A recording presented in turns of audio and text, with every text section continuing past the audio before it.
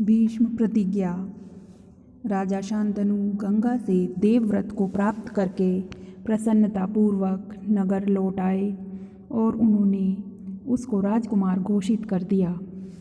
इस तरह से 4 वर्ष बीत गए। एक दिन राजा शांतनु यमुना के तट पर घूम रहे थे। वहीं उन्होंने एक सुंदर युवती को देखा। उसका नाम सत्यवती था।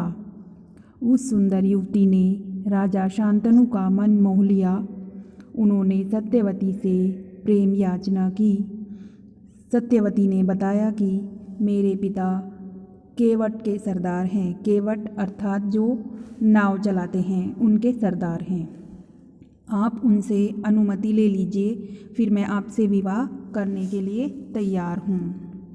राजा शांतनु सत्यवती के पिता केवट के पास गए और सत्यवती से विवाह की अपनी इच्छा प्रकट की।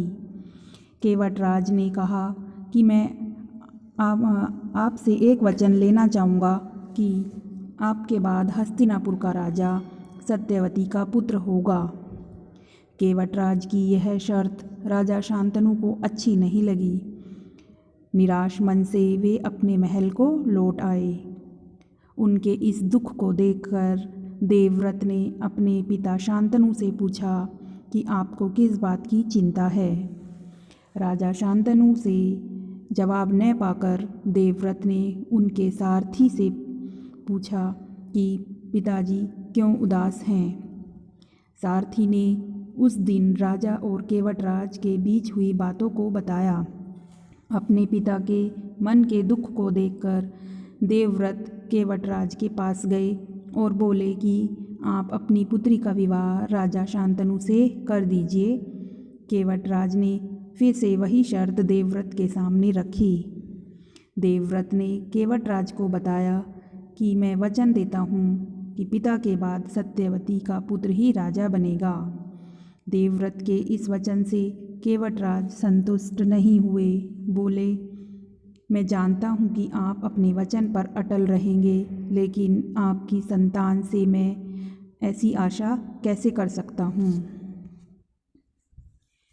केवटराज के इस प्रश्न से पितृभक्त देवव्रत थोड़े भी विचलित नहीं हुए, दुखी नहीं हुए। उन्होंने गंभीर स्वर में कहा कि मैं जीवन भर विवाह नहीं करूँगा और पूरे जन्म तक ब्रह्मचारी ही रहूँगा। देवव्रत की इस कठोर प्रतिज्ञा के कारण ही उनका नाम भीष्म पड़ गया।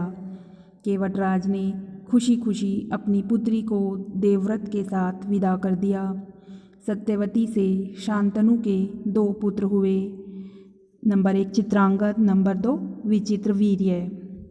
राजा शांतनु की मृत्यु के बाद चित्रांगद हस्तिनापुर के सिंहासन पर बैठे, किंतु वे अधिक दिनों तक राजकाज नहीं चला सके। उनकी अकाल मृत्यु के बाद हस्तिनापुर की गद्दी पर विचित्रवीर्य बैठे। विचित्रवीर्य की 2 रानियां अंबिका और अंबालिका थीं। अंबिका ने धृतराष्ट्र को जन्म दिया और अंबालिका ने पांडु को।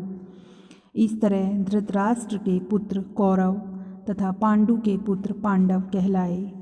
इस प्रकार कुरुक्षेत्र के युद्ध का अंत होने तक भीष्म उस विशाल साम्राज्य के पूज्य बने रहे। धन्यवाद।